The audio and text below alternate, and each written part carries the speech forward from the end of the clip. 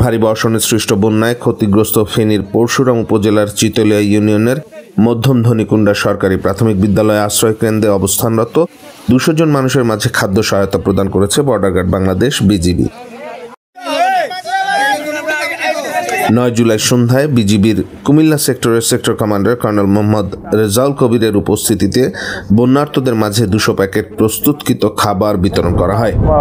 বন্যায় ক্ষতিগ্রস্ত হয়ে আশ্রয় কেন্দ্রে অবস্থান নিয়েছে তাদের জন্য আমরা কিছু খাবার নিয়ে এসেছি, তৈরি খাবার, রান্না করা খাবার, সেটা আমরা সরবরাহ করার জন্য মধ্য ধনিয়াকুণ্ডা প্রাথমিক বিদ্যালয় আশ্রয় কেন্দ্র যেটা রয়েছে সেখানে আমরা খাদ্য বিতরণ কার্যক্রমে ফেনী ব্যাটালিয়নের অধিনায়ক লেফটেন্যান্ট কর্নেল মোহাম্মদ মোশাররফ হোসেন, সহকারী পরিচালক মোহাম্মদ নজরুল ইসলাম, পরশুরাম ও গুথুমা বিওপির কমান্ডারগণ, পরশুরাম থানার ওসি, স্থানীয় গণ্যমান্য ব্যক্তিবর্গ এবং প্রিন্ট ও ইলেকট্রনিক মিডিয়ার সাংবাদিকবৃন্দ উপস্থিত ছিলেন।